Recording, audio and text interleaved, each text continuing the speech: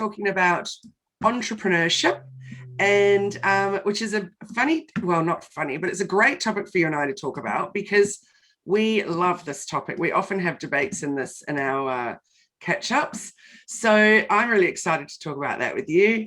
And I'm Kylie Mowbray-Allen from Hello Media, and I'm a business coach specializing in digital marketing and branding and content. What about you, Jenni? Hi, I'm Jenni Walke from Elephant in the Room Consulting, the biggest mouthful of a business name. And I'm a business coach and consultant, and I work with businesses to help them provide clarity, structure, and process so they can build sustainable businesses that they love. Great. So I'm excited to talk about entrepreneurship with you. And just before we get really stuck into that topic, I wanted to talk about, I'm just going to have another strepsil. Yeah. It has been a week of not heaps of voice. That we would just have a little chat about your retreat. Yeah. So I know this is not the first one that you've run, but it's the first one that I attended. So 3 days of getting completely immersed in my own business, but also what I just found absolutely invaluable was the other people's businesses and the sharing of ideas around that. And interestingly, we all had very different businesses. So we had obviously a product-based business. We had 2 other service-based businesses, but both incredibly different. We're all very different in what we do. And I just found the sharing amazing and the feedback from everyone amazing, which was so good. And the way that you make that space available to people, whoa, it was just brilliant. And not only that, but beautiful, amazing food and the whole experience, immersing right into it and staying there all together. Yeah. Beautiful, beautiful spot in Cabarita on in the North Coast, northern New South Wales. Really, really special. So I'd love to hear how it was for you as someone running a business retreat. Thank you for asking. I have to say, I know the feedback we had was amazing. And what I love to hear when you talk about it is that when I sat down and thought about what do I want from a 3-day retreat? What do I want? And I use the term retreat interchangeably with mastermind or immersion. It's whatever word resonates with you, but really retreat fits because you're away from your business, you're away from your family or your normal life. You get an opportunity to really immerse. So there is some space that you create in your brain. And that's really what I wanted. I wanted people to feel, I think the word that someone used was nurtured. And so I made a conscious decision to say, I want you to be able to turn up with nothing but your laptop and a toothbrush and literally nothing else but those. We provide everything else. You can have body wash and shampoo and anything else you need. Even our amazing Andy ran out and got Epsom salts for one of the clients because they wanted a bath in the beautiful, to have a soaking bath. So we want to create this nurturing environment for people so they feel safe, comfortable, and just open to really explore those ideas. So for me, the experience for me is always a little bit voyeuristic because I kind of throw a question throw a question out or share some information or an idea. And then my goal is to watch the room kind of embrace that idea and explore that in their own way. Because so often, and you and I have been to a lot of business workshops and a lot of arrangements, and they talk about an immersion, they talk about spend time on your business, but you're always thinking about other things, and it's always very directed learning. And I'm a big fan of experiential learning, and that requires us to have conversations that we probably wouldn't normally have with people that you've never met before, some of them, and be a little bit challenging. And I know, and I love the group of people. I mean, we had a joke on the first one that, a running joke in our team was that we had a psychologist, a lawyer, a celebrant, and a learning development manager walks into the room. And it's like this diverse group of people. And we're much the same this time. So from my perspective, it's all in for 3 days. Like it is immersive. So you come out and feeling like, I think I need to book a Monday off after I run it. Yeah. Because I throw everything, like I'm on all the time, but I love doing that. Like that to me is so energizing in the moment. I just have to remember that sometimes we have to stop afterwards and then reset. But no, I'm really happy that you felt that way. And that sharing in the room is really what it's about. That opportunity to say, this is how I run my business, and getting that immediate feedback to someone go, well, why do you do it that way? Or where's that gap? And sharing. And it's not about me, right? Even though I facilitate and I create this space and I love to share my knowledge and share my, ideas and give people structure. At the end of the day, it's actually not about me.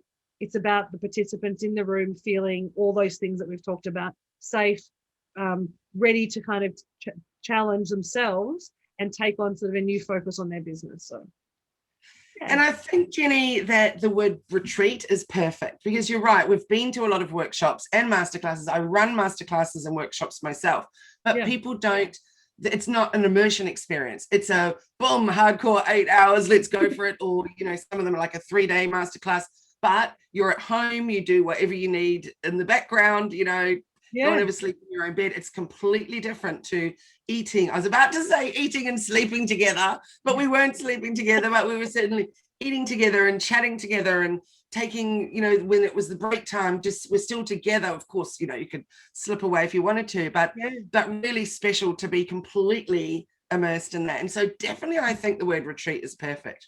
Oh, thank you. And I like, it's those side conversations where I think some of the really gold come out. Like you and I had, I mean, we've known each other for 18 months.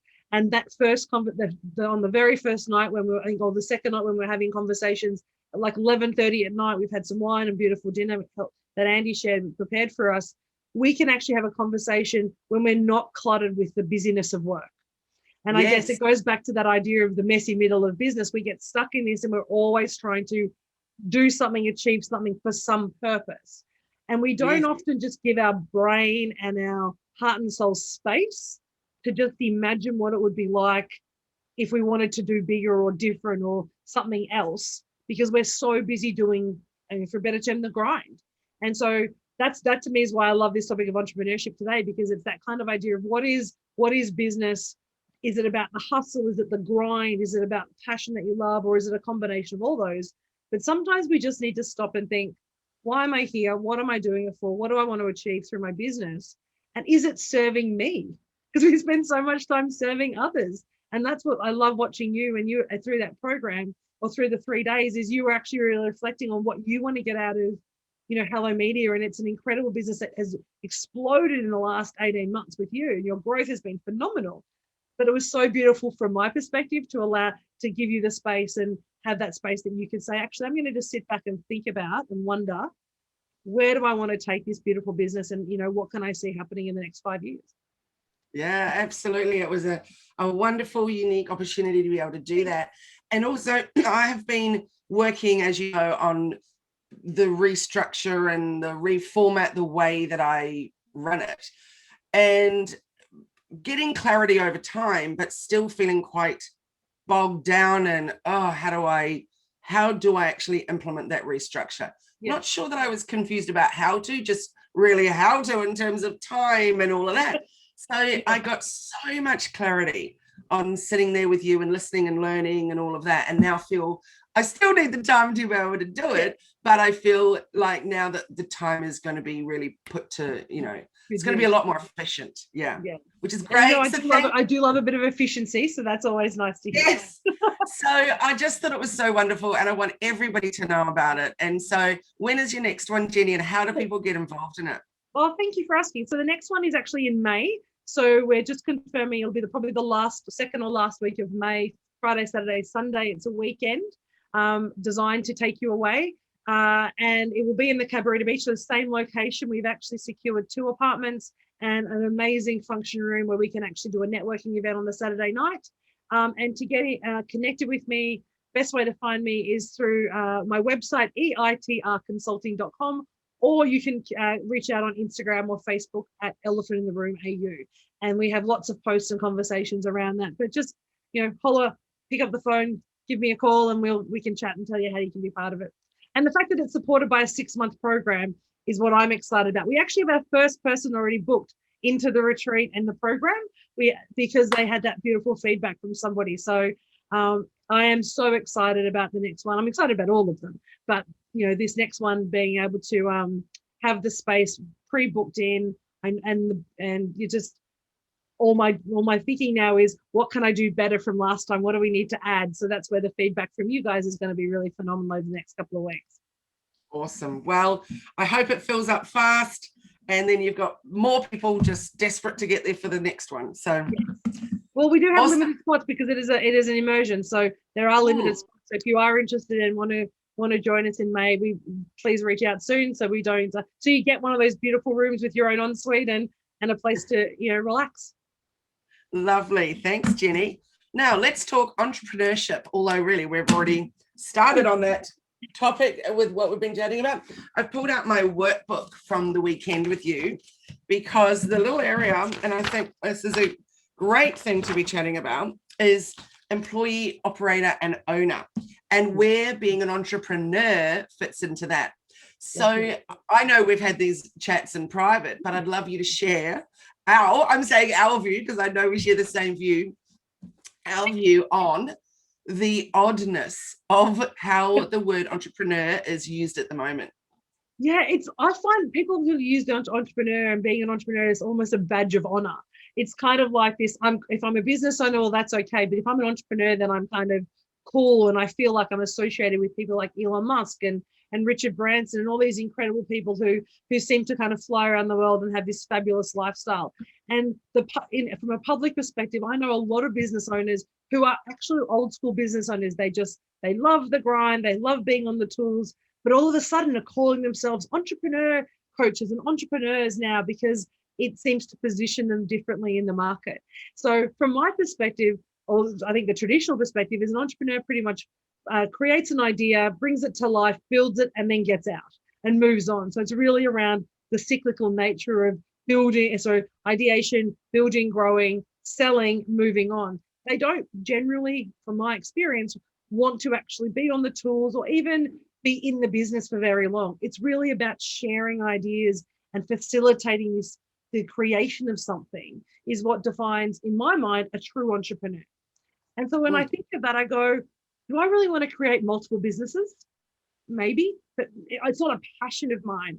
Whereas I think about what I love doing, and we have that conversation about employee, owner, and operator and owner. And so many business owners or people who start a company remain an employee. So they have to be there 24/7 in their business. The business doesn't run without employees, and their business doesn't run without them. Versus that owner who is, I own the company, I've set it up, I've got amazing staff and structures and an operational system that means that I can go away on holiday for 9 months a year and my business still functions beautifully. Well, that middle piece, which is the piece I'm really comfortable being in, which is the operator, which means I set my business up well, I've got great structures, I've got an awesome team that we're growing, but I need to be here to kind of oversight, and I still want to be on the tools. I still want to talk to clients and deliver, but I also give myself the opportunity to go on holiday for a couple of weeks or a month or so, and I can set that up in place by the way that I deliver my work. And so I wouldn't class myself as an entrepreneur. I would call myself a business owner operator, because that's really where or an operator who owns a company, if you like, for a better word. What do you think about it? Yeah, I completely agree with you. So the entrepreneur stage is when you're first setting it up. And it might be first year, whatever it is, but it's definitely, it even could be beyond the first year, but it's certainly that stage of setting up and that stage of that initial growth, that initial excitement, all of that kind of thing. So I just pulled up to read out what is the dictionary meaning of entrepreneur, which is an entrepreneur is an individual who creates a new business, bearing most of the risks and enjoying most of the rewards. The entrepreneur is commonly seen as an innovator, a source of new ideas, goods, services, and business or procedures. And then you move on from being an entrepreneur. So when I'm writing content and things talking about who I work with or who I help, it's entrepreneurs and business owners, which to me means the people that are just starting out. So I could also use the word startups, but I don't. And then the business owners, which obviously means you've been in business for a bit, you know what you're doing, you just really need to get more visible and clarity around, all that kind of thing about getting out there in your digital marketing. So I was really intrigued talking with you about this topic over the weekend, and realizing I always thought I was very much at the operator owner stage. But when I really got into it and realized, I'm definitely, a lot of me is still in the employee stage. And while that doesn't feel like a big problem, because I love the being in there and working the way that I do, like I'm not going to change that. I absolutely love that. I definitely need to progress into more operator to owner. So I think at the moment I'm employee, operator, and owner all at once. Yeah. But yeah. So anyway, it was a super interesting exercise. So for those people listening, have you got any suggestions around that, Jenni, of how they can get some clarity around where they are right now and where they might want to move to? Most definitely. So the way that I think about it is, when you think of your business now, how do you engage with your business?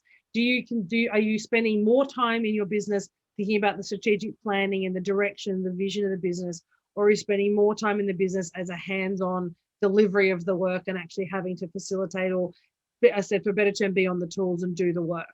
And to me, that's a really good way to think about how you engage with your business. So as an employee, and there's nothing wrong with an employee, but your attitude is different.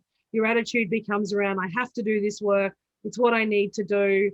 The business, I'm invaluable to the business, and everything runs because I'm here.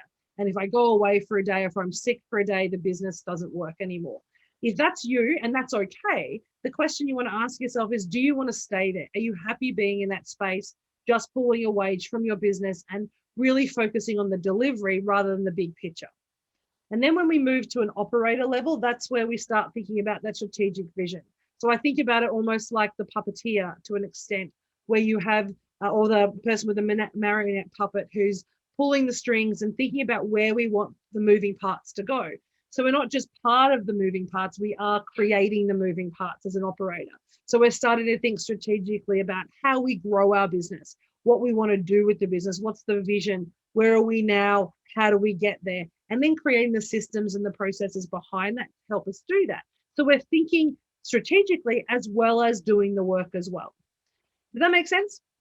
Absolutely. And it very much is like exactly what I talk to people about, is making sure that you step away and take time to work on the business, not just in the business. So that's like, if you're constantly being the employee, you need to step back and be the operator for a bit, which is why last year I put that CEO day in place, and so that I had a day a week to work on it. And it's such a good way of doing it, because you're actually giving time for yourself, Kylie, and you get to the end. And for me, and I want the feedback I give you for that is the difference that it made for you, for your mindset last year, when you said, you know what, I'm giving myself, whether it's a day or half a day, to focus on the business and me. That's when all those amazing things started happening for you, because you're able to really, bring out all those incredible ideas that you have in your head about how to serve your customers better. And that's what we started to see. And it was such a revelation for me to observe that as a colleague and as just somebody in the market going, wow, that is a huge change.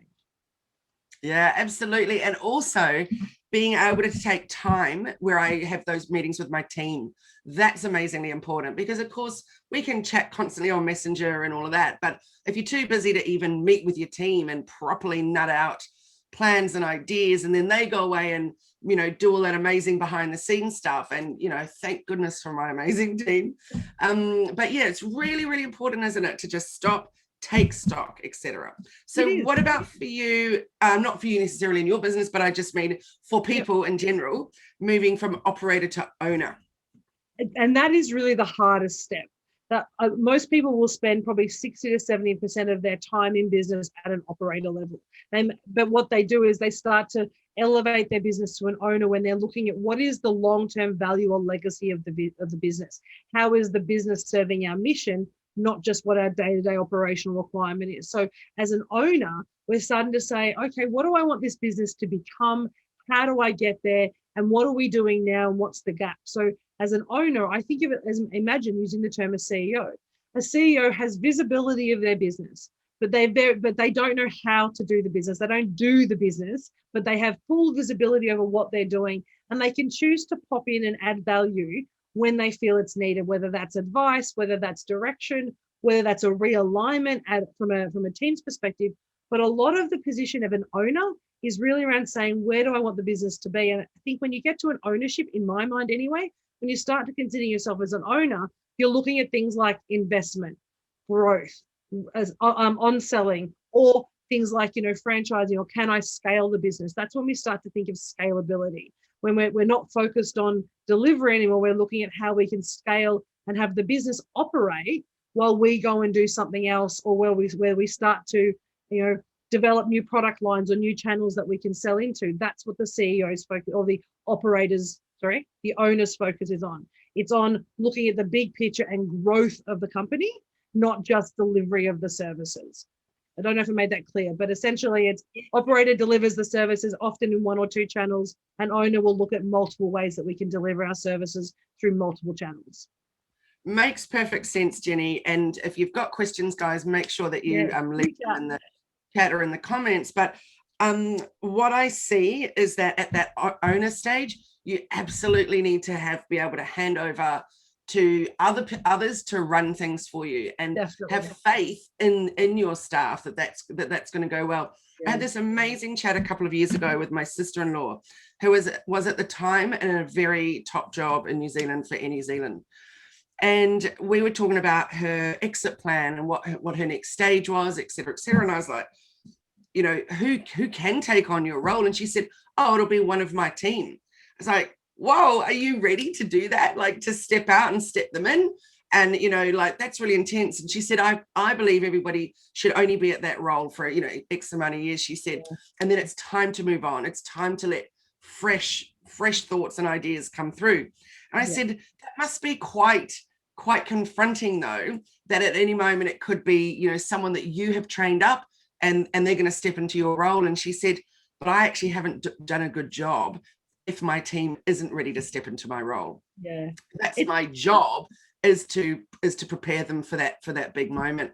And I thought, what a fantastic and extremely abundant viewpoint to have, that you know, your job is not there just to do the best you can and, you know, be the best and wear the badge or have the medal or whatever for being awesome. Your job is to make that team awesome and ready to take over. It actually, when you said that, it actually reminded me of a very straight point. And it's going to sound a bit strange, but hopefully it'll make sense. When I was teaching martial arts many, many years ago, so I started doing karate when I was like 16 or so, and I hated it to start with, but it was a struggle for me. So I was like, I'm going to keep doing this. And I ended up becoming quite proficient in it and became a senior instructor and got my 3rd Dan black belt and was running clubs. And when I used to coach, I would give every single secret that I possibly could to my students, because my view was just that my job was to make my students as good as me so that they can then start showing me the new ways of thinking and to help me push to be better and grow and innovate the way that I was not only delivering the training, the syllabus, but also how I approached my martial arts training. And I had a colleague of mine at the time say to me, oh no, you never give them everything. You never teach them everything that you know. You don't want them to beat you. And I said, you know what? I would love them to be able to beat me. If they can come into a sparring match, if we can do a sparring match and they use their skill and expertise or skill and experience that we've been able to share and foster for them, and they can actually best me in that environment, then I have that to me is the ultimate version of success as a martial arts instructor.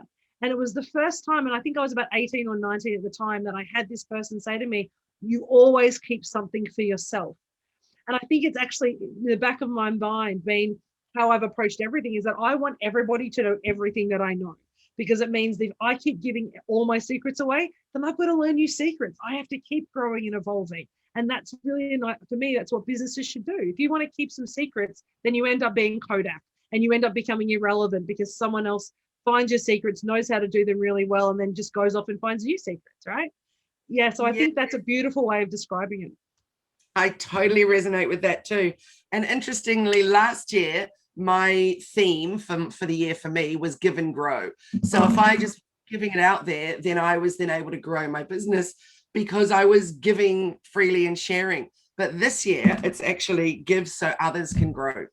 And it felt like the right time for that too. So, and then, so for me, this year's not so much about my business growth, but actually restructuring so it's sustainable and all that kind of thing. So I just, the give so others can grow just felt really, really right, which is exactly the topic we just talked about and exactly what you were just saying with your example, which is a wonderful, wonderful thing. And I think that's what I think if we think about what entrepreneurship for me is about fostering new ideas. And as you said, the definition suggests that is that idea about saying it's looking at wonder and possibility, not what's happened, but what could happen.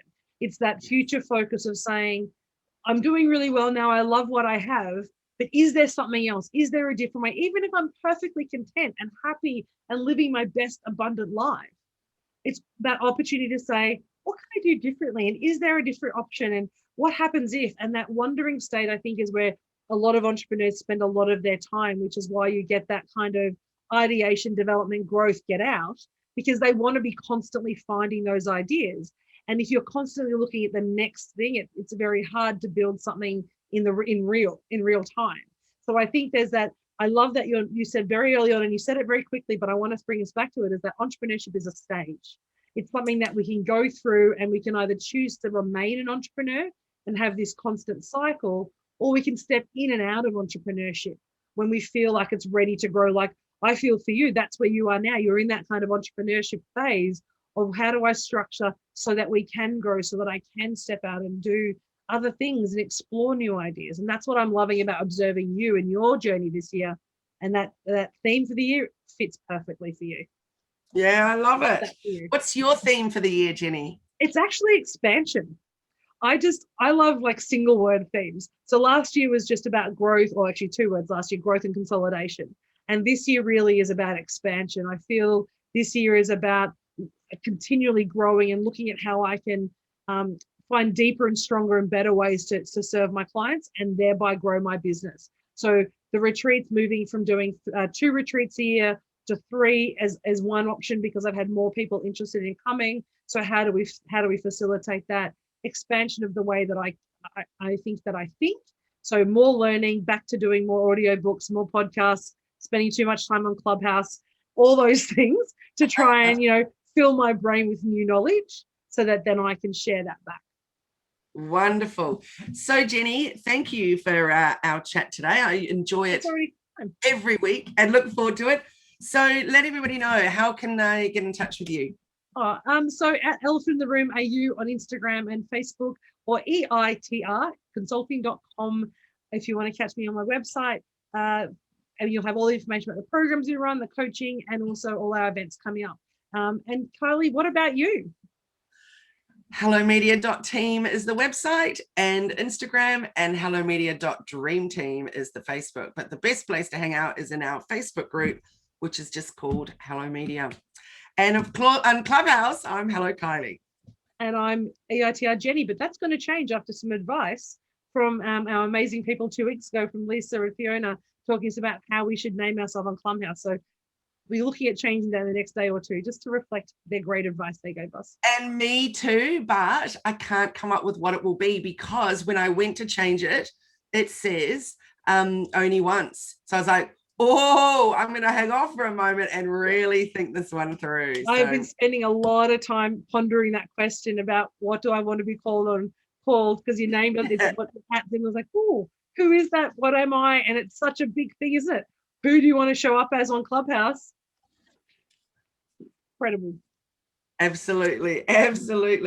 Well, Jenni, for next week, a topic of the week, I'd really love to talk about more like moving on from entrepreneurship, but into a digital marketing strategy or thought, where we talk about growth through that and where you're getting visible. And I think that's perfect. And I'm actually excited, because a lot of our clients, and you saw that at the retreat on the weekend, and that's not my place to play. So I was like, nope, we're going to leave Kylie to help you with that piece, is that idea of digital marketing and where we can grow. To get really understanding of that is so critical in this world, particularly with all the new platforms coming up. So I'm excited to hear what you have to say and to share a conversation about that next week. Yay, me too. All right, Jenni. Well, thank you so much again. Love it every Friday. See you guys next week. Thanks for joining us. Thanks so much, Kylie. You take care, everyone. Have a wonderful day. Cheers. Bye.